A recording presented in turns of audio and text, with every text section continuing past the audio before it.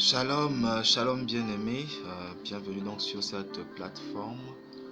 Le but de cette plateforme, c'est de véritablement amener les chrétiens au véritable, amener les chrétiens à la véritable parole de Dieu, amener les chrétiens au véritable fondement même de Jésus-Christ de la Bible. C'est pourquoi pour ce message de lancement, je vais donc m'adresser aux chrétiens par rapport au fait que l'apostasie est dans l'Église. L'apostasie est dans l'Église. Pourquoi l'apostasie est dans l'Église? C'est parce que les gens ne voient peut-être pas que Satan a pris l'Église en otage et beaucoup ne s'en aperçoivent même pas. Alors, la Bible parle d'apostasie dans 2 Thessaloniciens 1, 3 à 4. On va dire comment? Le verset 3, mais on va aller jusqu'à 4. Voilà ce que dit la Bible. Que personne ne vous séduise d'aucune manière, car il faut que l'apostasie soit arrivée auparavant et qu'on ait vu paraître l'homme du péché, le fils de la perdition, l'adversaire qui s'élève au-dessus de tout ce qu'on appelle Dieu ou de ce qu'on adore, jusqu'à s'asseoir dans le temple de Dieu, se proclamant lui-même Dieu.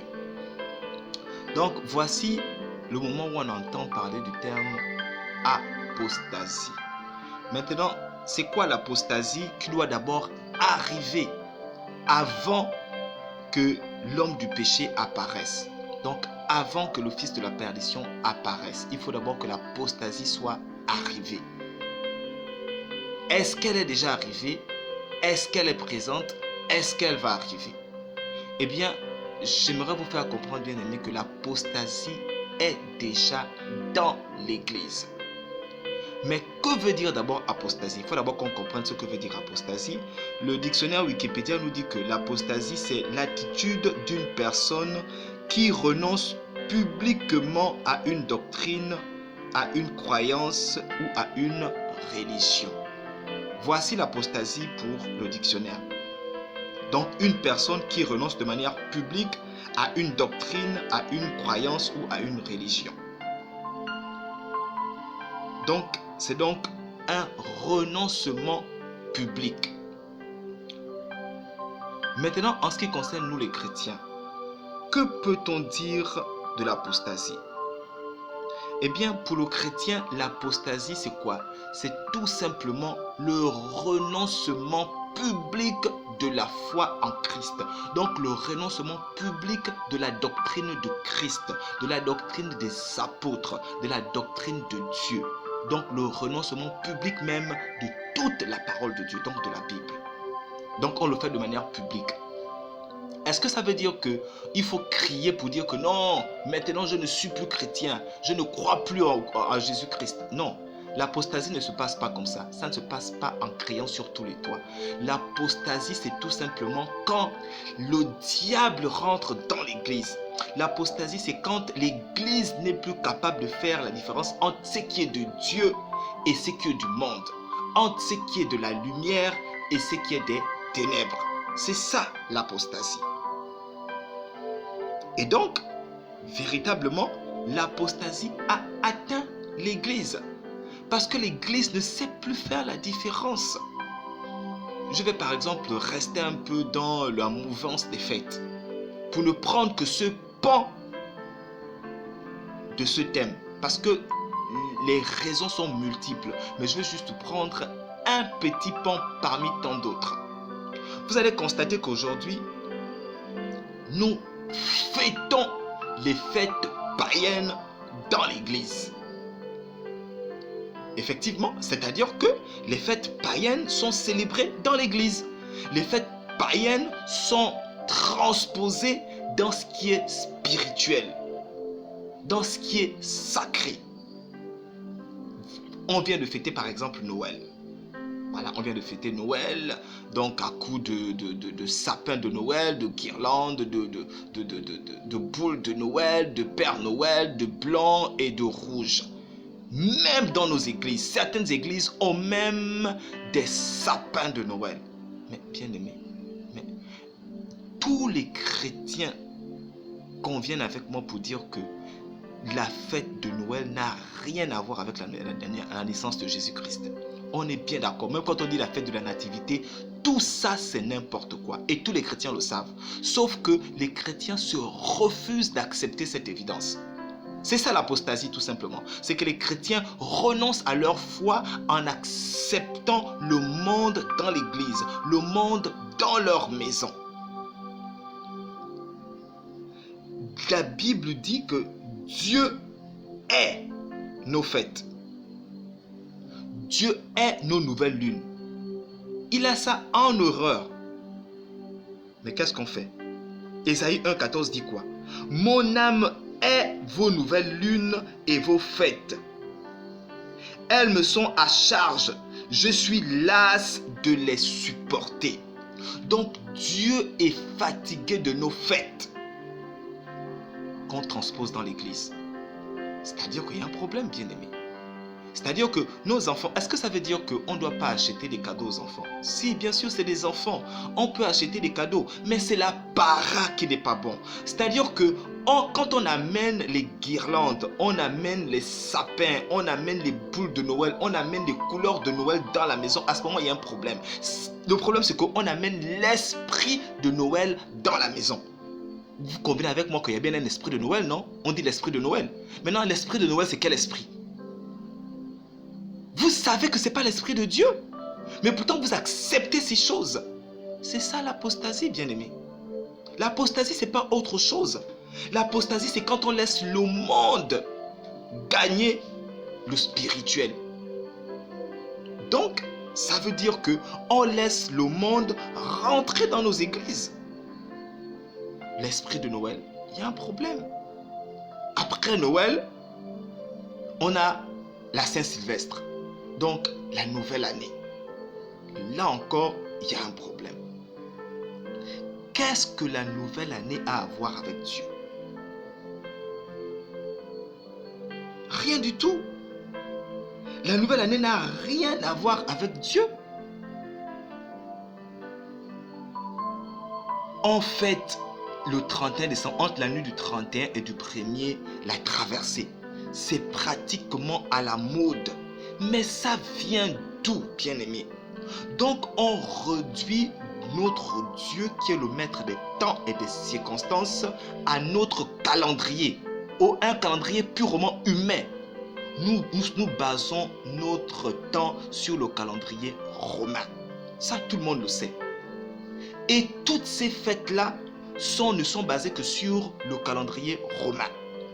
Est-ce que nous devons fonctionner en étant dans le monde par rapport au calendrier romain? Mais bien sûr, nous sommes dans le monde, même si nous ne sommes pas du monde. Mais bien aimé, il faut que nous sachions faire la part des choses. Nous ne pouvons pas tout spiritualiser. Quand on amène maintenant la Saint-Sylvestre, quand on amène la nouvelle année dans l'église, on est en train de spiritualiser les choses du monde avec les choses de Dieu. Et ça, c'est un problème. La bonne année vient d'où? La Bible dit dans Luc 4, 17, 21, qui est tiré du livre d'Ésaïe, quoi? Je vais prendre à partir du verset 17. Et on lui remit le livre du prophète Ésaïe. En ayant déroulé, il trouve l'endroit où il était écrit: l'Esprit du Seigneur est sur moi parce qu'il m'a oint pour annoncer une bonne nouvelle aux pauvres. Tu as écouté cette nouvelle, toi qui étais pauvre. Il m'a envoyé pour guérir ceux qui ont le cœur brisé. Nous avions le cœur brisé, bien-aimés. Pour proclamer aux captifs la délivrance et aux aveugles le recouvrement de la vue. Pour renvoyer libres les opprimés que nous étions. Pour publier une année de grâce du Seigneur. Voilà un peu la célébration annuelle d'un chrétien. L'année de grâce veut dire quoi? La publication de cette année de grâce veut dire quoi? Il dit même plus bas que cela s'est accompli. que ce jour est accompli, que ce qui est écrit ici est accompli aujourd'hui. Pour ne parler que de l'année de grâce. C'est Ésaïe qui a écrit. L'année de grâce devait arriver. Et il dit quand il a fini de dire que l'année de grâce est accomplie aujourd'hui. Donc ça veut dire que toi et moi qui sommes chrétiens, vivons dans une année de grâce tous les jours, tous les mois, toutes les années de notre vie. Et quand on réduit notre vie à un bilan annuel, à un bilan semestriel, à un bilan mensuel, nous réduisons l'année de grâce que Dieu a publiée pour nous dans nos vies. Un bilan spirituel ne se fait pas à la fin de l'année, bien-aimé. Le bilan spirituel pour un chrétien, c'est chaque soir avant de dormir. C'est ça le bilan d'un chrétien.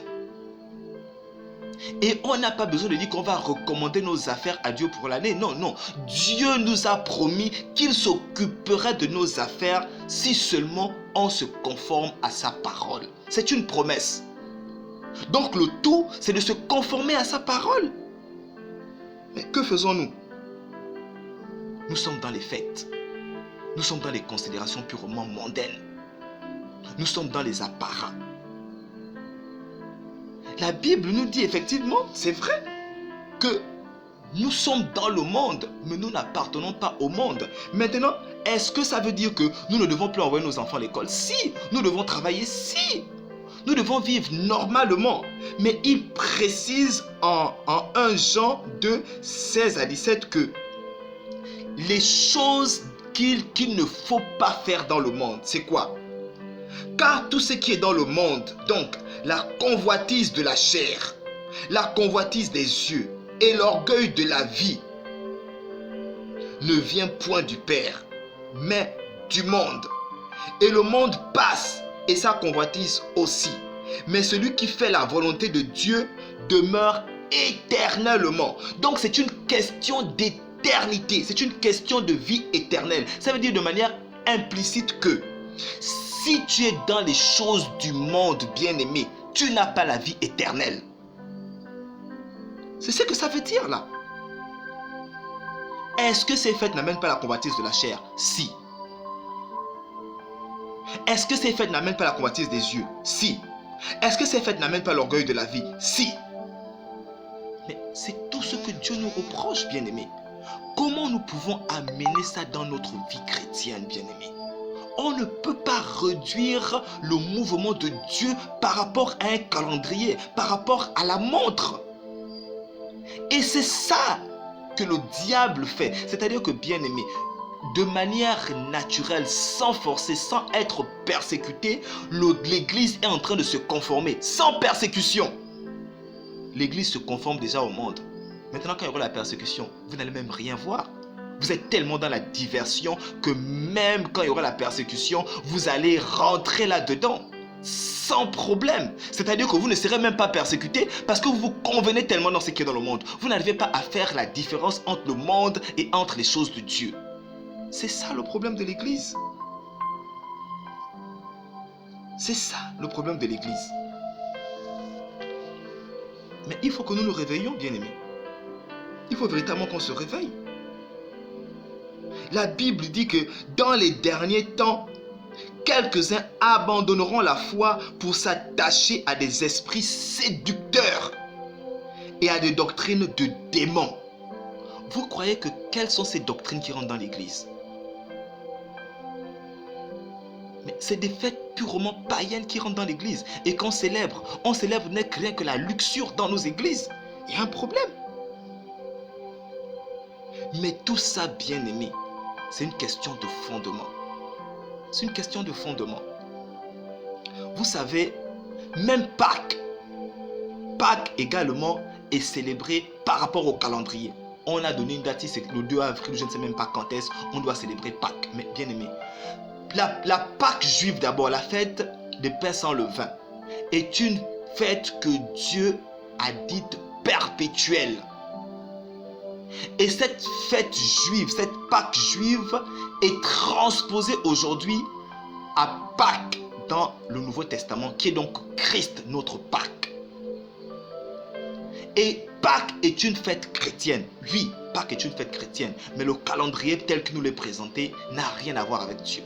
Vous allez même voir que même la célébration de Pâques, on va parler de lapin, on va parler de œufs, et certains égorgent même un agneau et tout ça là. Or que le sang a déjà coulé, le sang de notre Sauveur a coulé. Quel est ce sang qui doit encore couler de lapins ou des agneaux? Pourquoi on fait couler ce sang, bien-aimé? Et cette Pâques doit être célébrée comment? Jésus-Christ nous l'a institué dans la Sainte Seine. Donc c'est-à-dire que la Pâques, nous devons la célébrer à chaque fois que nous en sentons l'inspiration. Mais on nous a mis ça dans le calendrier, on nous a carrément régulé ça. On nous a conformé ça. Et les chrétiens aussi, tout bonnement, sans être forcés, sont dans la diversion totale. Et comme je le disais, bien-aimé, c'est une question de fondement. Une question de fondement. Le problème, c'est que, bien-aimé, nos églises, notre foi doit être bâtie sur un certain fondement. Et si le fondement de notre foi est un fondement qui a été renversé, bien-aimé, ça veut dire que ça fait 1 an, 2 ans, 3 ans, 4 ans, 5 ans, 10 ans, 20 ans, 30 ans que tu persévères sur le mauvais fondement. Le fondement se trouve dans 1 Corinthiens 3, 11. Car personne ne peut poser un autre fondement que celui qui a été posé, savoir Jésus-Christ. Donc le seul fondement, c'est Jésus-Christ. Et Éphésiens 2, 20 vient nous préciser encore que vous avez été édifiés sur le fondement des apôtres et des prophètes. Jésus-Christ lui-même étant la pierre angulaire. Voici le fondement sur lequel nous devons bâtir notre foi, bien-aimés. Sur le fondement des apôtres et le fondement des prophètes. Donc le modèle de notre foi, le modèle de notre vie chrétienne doit être basé sur les prophètes et sur les apôtres. Donc le modèle, c'est les prophètes et les apôtres. Donc ce que vous n'avez pas vu faire les prophètes, ne le faites pas. Ce que vous n'avez pas vu faire les apôtres, ne le faites pas. Or qu'on voit que les fondements de nos églises sont des fondements qui n'ont rien à voir avec ce qui est scripturaire, n'ont rien à voir avec la Bible. Il n'y a qu'à regarder le modèle. Regardez par exemple le modèle de couple pastoral. Mais bien aimé, on a vu ça avec les prophètes. Vous avez vu un couple pastoral avec les prophètes. Vous avez vu un couple pastoral avec les apôtres. Maintenant le couple pastoral vient d'où? Où on prend un trône pour le roi pasteur, un trône pour la reine pasteur, qui sont à l'estrade et qui... Non mais bien aimé, il y a un problème. Or que vous savez en tant que chrétien qu'il a fallu à Judas d'Iscariote d'un baiser pour qu'on fasse la distinction entre Jésus et ses disciples. Pourquoi? Parce que quand ils étaient ensemble, on ne pouvait pas faire la différence. Est-ce que vous pouvez me dire que vous pouvez rentrer dans votre église aujourd'hui, on ne va pas savoir qui est le pasteur, qui est la femme du pasteur? Vous êtes sûr? Et même là aussi, les chrétiens ont également même un baromètre d'évaluation de grandeur. Donc c'est-à-dire qu'un baromètre de grandeur d'homme de Dieu. C'est-à-dire qu'on va te dire que oui, non, tel est un grand homme de Dieu. Il a impacté sa génération. Oh! Mais bien aimé, il y a un moment donné, qu'est-ce qui se passe? Tout ça prouve l'apostasie. En fait, c'est que quand vous êtes dans ce genre de réflexion, sachez bien aimé, peut-être que vous ne le saviez pas, que vous êtes apostate. C'est ça l'apostasie. Vous êtes apostate. C'est-à-dire que le monde vous a formaté. Et vous avez sérieusement besoin d'une réforme. Mais imaginez-vous que notre Seigneur Jésus-Christ, qui a le baromètre de grandeur, dit que de toutes les personnes nées d'une femme, aucune personne n'a été plus grand que Jean-Baptiste. Mais en même temps, il dit que mais pourtant, le plus petit dans le royaume des cieux est plus grand que Jean-Baptiste. Voici le baromètre de grandeur de notre Seigneur. Et je regarde même dans la Bible et je me rends compte que même un prophète comme Moïse, Jésus ne le reconnaît même pas comme étant plus grand que Jean-Baptiste. Moïse que la Bible appelle un prophète majeur. Moïse qui a fait sortir plus de 2 millions de personnes d'Égypte, qui a fait traverser la mer Rouge grâce au Saint-Esprit. Mais Jésus ne le reconnaît pas comme grand. Maintenant, vos hommes, dits grands hommes de Dieu, ce baromètre-là, c'est par rapport à quoi, bien-aimé? C'est parce que vous avez pu faire la différence entre ce qui est de Dieu et ce qui est du monde. C'est justement ça le problème, bien-aimé. Et donc, il va falloir, bien-aimé, se repentir déjà du fait que vous fêtez de Noël, des 31 décembre, tout ce qu'il faut vous repentir, bien-aimé. Jésus-Christ est à la porte. Jésus-Christ ne revient pas bientôt. Jésus-Christ revient déjà. Jésus-Christ revient maintenant. Il faut que nous soyons prêts. Mais il faut que nous regardions d'abord les fondements de notre foi. Regardez les fondements de votre foi. Regardez comment vous persévérez. Le modèle est tiré d'où? Votre façon d'exercer votre foi est basée sur quel fondement? Sur le fondement des apôtres? Sur le fondement des prophètes? C'est ça le fondement. C'est-à-dire que c'est l'édifice, c'est la construction. Tu ne peux pas construire ta foi en dehors de ce fondement. Si tu construis ta foi en dehors du fondement des prophètes et des apôtres bien-aimés, ton fondement est un fondement de la perdition. Et vous allez voir que, bien-aimé, je ne suis pas un homme de Dieu conventionnel. C'est vrai, il n'y en a pas beaucoup. Et ce genre de message n'est pas le genre de message que vous avez l'habitude d'écouter. Ça, c'est vrai, je suis conscient de ça. Mais vous devez reconnaître que Élie s'est trouvé en face de 450 prophètes de Baal, 400 prophètes d'Astarté. Il était seul. Ces prophètes ont prié du matin jusqu'à midi. Ils ont prié, ils se sont même scarifiés. Dieu n'a pas répondu. Mais quand Élie a prié, le feu, la Bible dit que le feu est descendu. On a l'habitude de chanter que Élie a prié et le feu est descendu. On a l'habitude de danser ça. Mais est-ce qu'on comprend véritablement la teneur même de ce qu'on chante? Le feu, quand il descend, c'est quand Dieu répond à nos prières. Mais le feu est descendu, pourquoi? Parce qu'Élie a prié. Mais avant de prier, qu'est-ce qu'il a d'abord fait? Il a d'abord rebâti l'autel. Il a d'abord reconstruit l'autel. Il a d'abord reconstruit le fondement. Il a repositionné le fondement. Donc avant de faire vos jeûnes, avant de faire vos nuits de la traversée, avant de faire vos veillées, avant de faire vos prières, regardez d'abord le fondement. Le fondement. Et tout le problème de l'église se situe à ce niveau, bien-aimé. Le fondement. Donc, le modèle bien-aimé de ta foi doit être basé sur les prophètes et les apôtres. Si tu n'as pas vu ça avec les prophètes, tu n'as pas vu avec les apôtres, bien-aimé, le fondement de ta foi est à revoir. Est véritablement à revoir. Donc, bien-aimé, l'apostasie est dans l'église. Voilà comment j'ai expliqué l'apostasie, bien-aimé. Je ne suis pas un homme de Dieu conventionnel, désolé, bien-aimé. Mais les hommes de Dieu conventionnels, bien-aimés, le fondement n'est pas sur les apôtres et sur les prophètes. Et ils sont plus nombreux que les prophètes ni non conventionnels comme moi, bien-aimés. Ils sont plus nombreux. Et donc c'est une question de salut. Arrêtez d'être dans la diversion, bien-aimés. Réveillons-nous et revisitons notre fondement.